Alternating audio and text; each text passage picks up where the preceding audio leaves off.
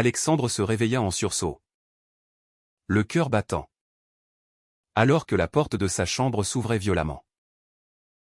Son père. Un homme imposant aux cheveux grisonnants et au regard dur, se tenait là. Figé, les yeux écarquillés sur la scène qu'il venait de découvrir, Alexandre enlacé avec Julien. Leurs lèvres encore proches après un baiser passionné. Le silence qui suivit fut assourdissant, brisé seulement par le cri de rage de son père, qui transforma instantanément la vie d'Alexandre en un chaos irrémédiable. Dès cet instant, tout bascula. Alexandre, âgé de 25 ans, étudiant en littérature à la Sorbonne à Paris, avait toujours su qu'il était différent. Mais il avait enfoui ce secret au plus profond de lui-même. Fils unique d'une famille bourgeoise conservatrice de la banlieue parisienne, il avait grandi sous l'ombre d'un père avocat rigoriste et d'une mère infirmière pieuse, qui voyait en lui l'héritier parfait de leurs valeurs traditionnelles. Le catholicisme imprégnait leur foyer, avec des messes dominicales obligatoires et des discussions sur la morale familiale. Alexandre avait appris à se conformer, à sourire poliment au dîner où l'on parlait de mariages arrangés et de carrières stables. Mais au fond, une tempête faisait rage, des attirances inavouables pour les garçons de sa classe. Des nuits blanches à se questionner sur son identité. Julien, lui, était entré dans sa vie comme un ouragan bienvenu. À 28 ans, il travaillait comme graphiste dans une agence publicitaire du Marais. Ce quartier vibrant de Paris où la communauté LGBT s'épanouissait librement. Ils s'étaient rencontrés par hasard lors d'une exposition d'art contemporain à la Fondation Louis Vuitton. Alexandre, seul avec ses pensées, admirait une toile abstraite représentant des tourments intérieurs. Quand Julien s'était approché, un sourire charmeur aux lèvres.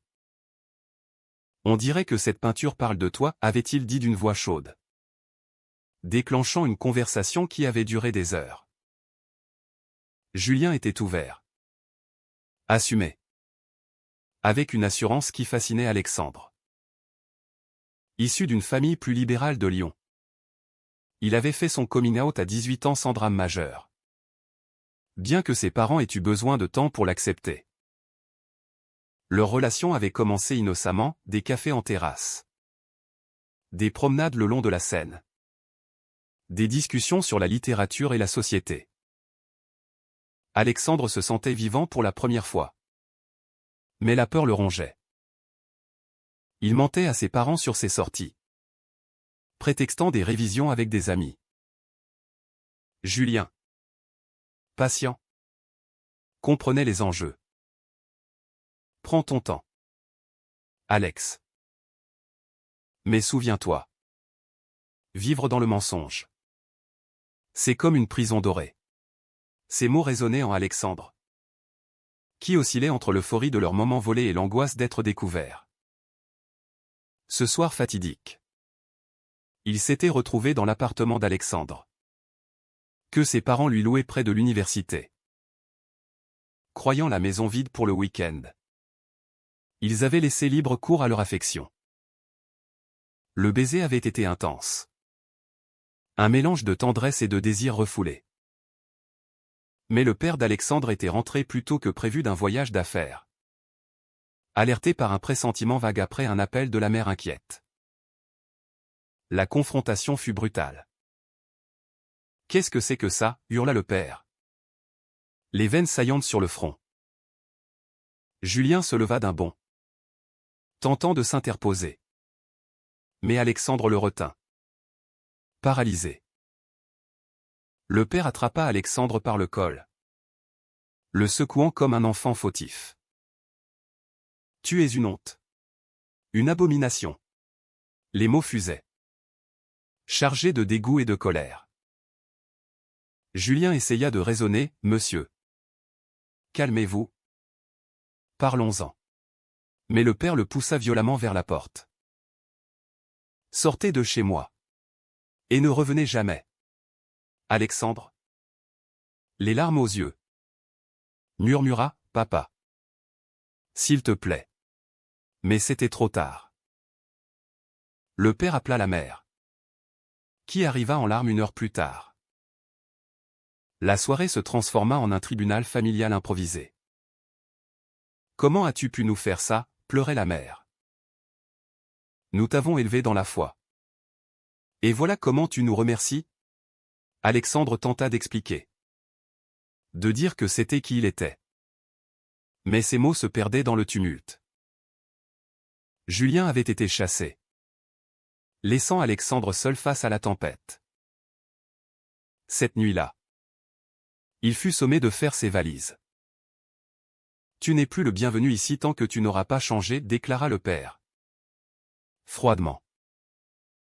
Alexandre partit avec un sac à dos, errant dans les rues de Paris sous une pluie fine. Le cœur brisé. Il trouva refuge chez Julien, qui l'accueillit sans hésiter. On va traverser ça ensemble, murmura Julien en le serrant dans ses bras. Mais Alexandre doutait. Était-ce le début d'une liberté ou le commencement d'une chute? Les jours suivants furent un tourbillon d'émotions. Alexandre coupa les ponts avec sa famille, ignorant les appels insistants de sa mère. Il se sentait libéré. Mais la culpabilité le rongeait, avait-il trahi ses parents? Julien, de son côté, encourageait Alexandre à affronter la réalité. La société évolue. Alex. En France, le mariage pour tous est une loi depuis des années. Mais les mentalités, c'est une autre histoire.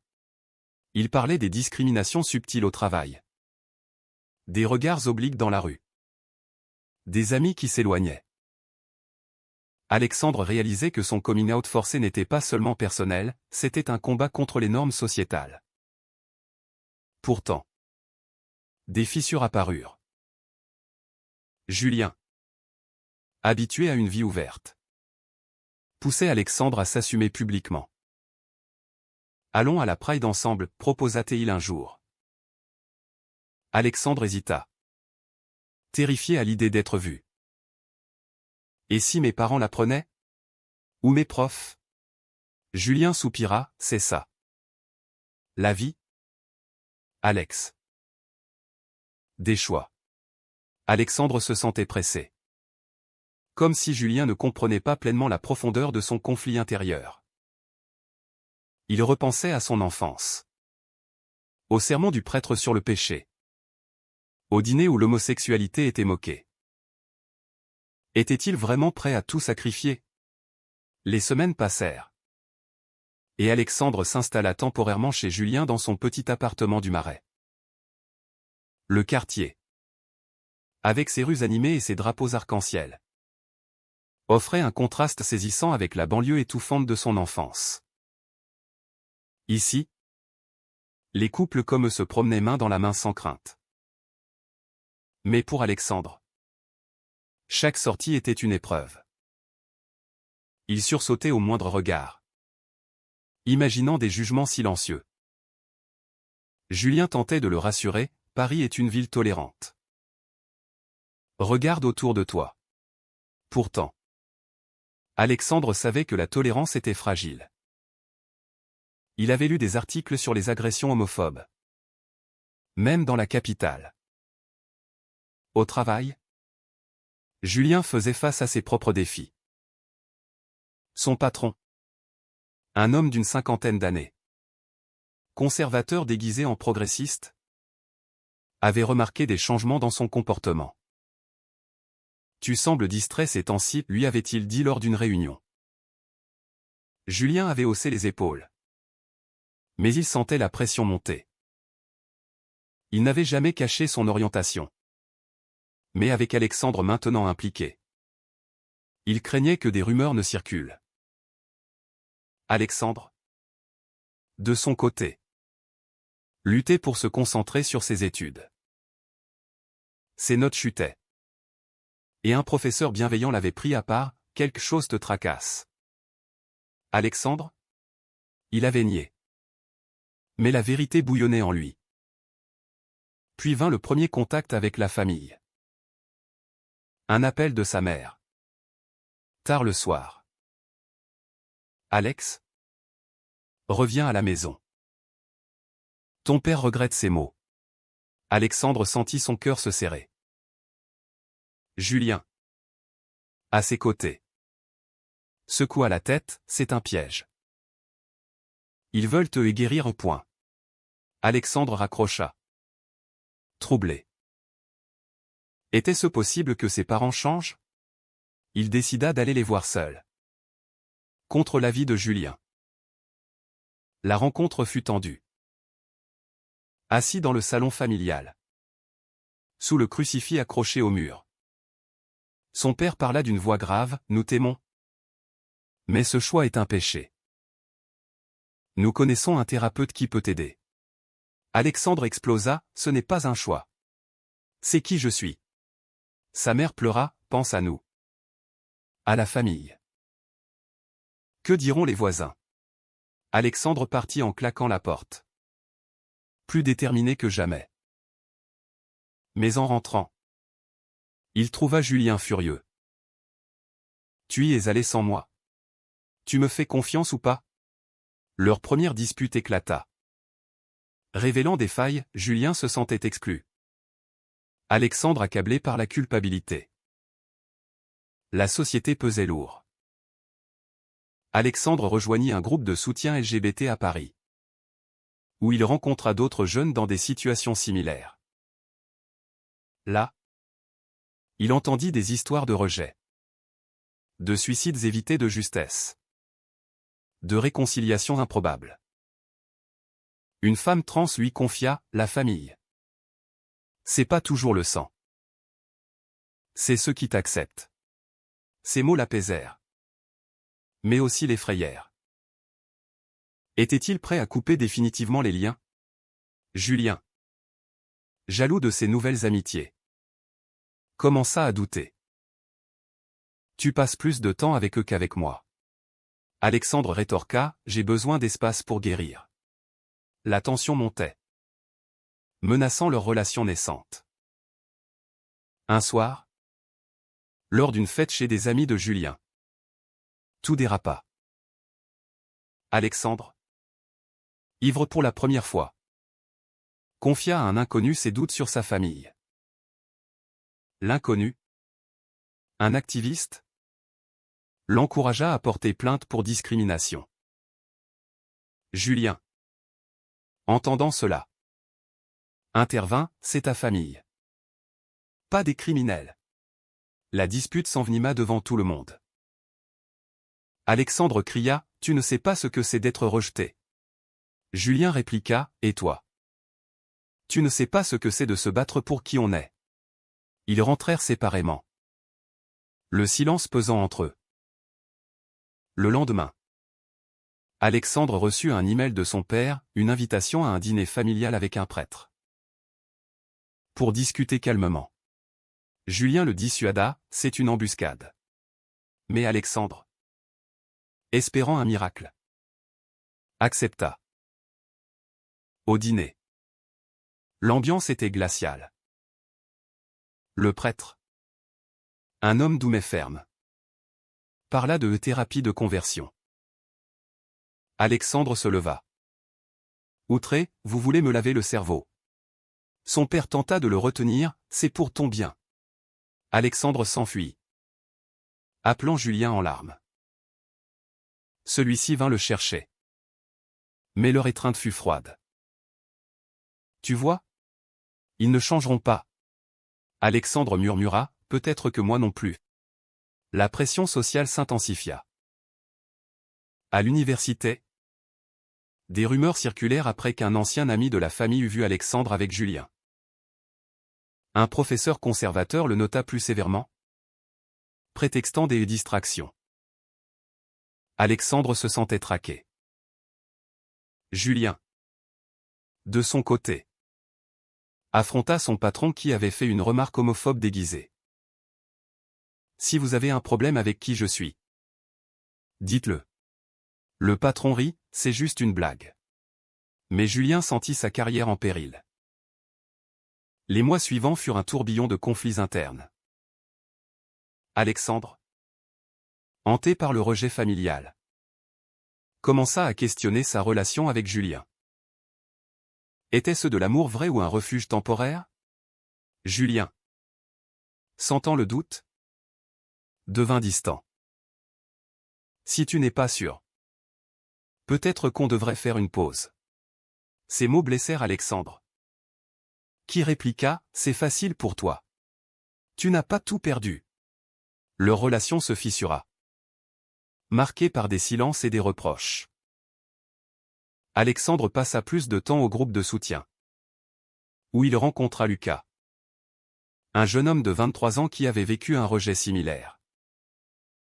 Lucas, avec son optimisme contagieux, devint un confident. La vie continue. Alex, trouve ta propre famille. Julien, jaloux, accusa Alexandre d'infidélité émotionnelle. Tu le vois trop souvent. Alexandre nia. Mais le doute s'insinua. Un jour, Alexandre reçut une lettre de sa mère, ton père est malade. Viens le voir. C'était un cancer, diagnostiqué récemment. Alexandre, déchiré, décida d'y aller. À l'hôpital. Son père, affaibli, murmura, je regrette mes mots. Mais pas mes croyances. Alexandre pleura, papa. J'ai besoin de ton acceptation. Le père secoua la tête, je prie pour toi. Cette visite raviva la culpabilité. En rentrant, Alexandre confia à Julien, peut-être que je devrais essayer de changer pour eux. Julien explosa, changer? Tu crois à ces conneries? La dispute culmina en une séparation temporaire. Prends du temps pour réfléchir, dit Julien. Le cœur brisé. Alexandre erra seul à Paris, logeant chez un ami du groupe. Il affronta ses démons, les souvenirs d'enfance heureux, contrastant avec le rejet présent. Il lut des livres sur l'identité queer, assista à des conférences sur les droits LGBT en France. La loi sur le mariage pour tous lui rappelait les avancées. Mais les sondages montraient encore des divisions sociétales. Un soir, il croisa son ancien meilleur ami, qu'il évita ostensiblement. La douleur fut vive. Même les amis me trahissent. Pendant ce temps, Julien luttait de son côté. Il confia à un collègue, j'aime Alex. Mais il porte trop de bagages. Le collègue conseilla, donne-lui de l'espace. Julien tenta de sortir avec d'autres, mais rien ne comblait le vide. Il réalisa que leur relation était un test de résilience. La crise culmina lors d'une manifestation contre l'homophobie. Alexandre y alla seul, brandissant une pancarte « Amour sans frontières ». Soudain, il vit Julien dans la foule. Leurs regards se croisèrent, chargés d'émotion. Mais avant qu'ils ne se parlent, un groupe d'extrémistes attaqua la marche. Des cris, des bousculades. Alexandre fut poussé au sol. Julien accourut pour le protéger. Dans le chaos, Julien fut frappé, saignant du front. À l'hôpital, Alexandre veilla sur lui, « Je suis désolé pour tout. » Julien murmura, « Moi aussi. » On est plus forts ensemble. Cette épreuve les rapprocha. Mais les cicatrices restaient. Alexandre confronta sa famille une dernière fois. À la maison. Avec sa mère et son père affaiblis. Il déclara, « J'aime Julien. Acceptez-le ou perdez-moi. » Le père, las, répondit, « Je ne peux pas l'accepter. Mais je t'aime. » C'était un compromis fragile. Alexandre choisit Julien. Mais le prix était haut, une famille distante. Une vigilance constante contre les préjugés. La relation d'Alexandre et Julien évolua vers une stabilité précaire. Ils emménagèrent ensemble dans un appartement plus grand, symbolisant un nouveau départ. Alexandre termina ses études, trouvant un emploi dans l'édition, où l'environnement était plus inclusif. Julien fut promu, son patron ayant finalement reconnu son talent au-delà des préjugés. Mais les ombres persistaient. Des appels sporadiques de la mère d'Alexandre, évitant le sujet de Julien. Des dîners tendus où le père évitait les regards. Alexandre luttait contre la dépression, consultant un thérapeute qui l'aidait à naviguer ses conflits internes. Le rejet familial est une blessure profonde, disait le thérapeute. Mais vous avez le droit à votre bonheur.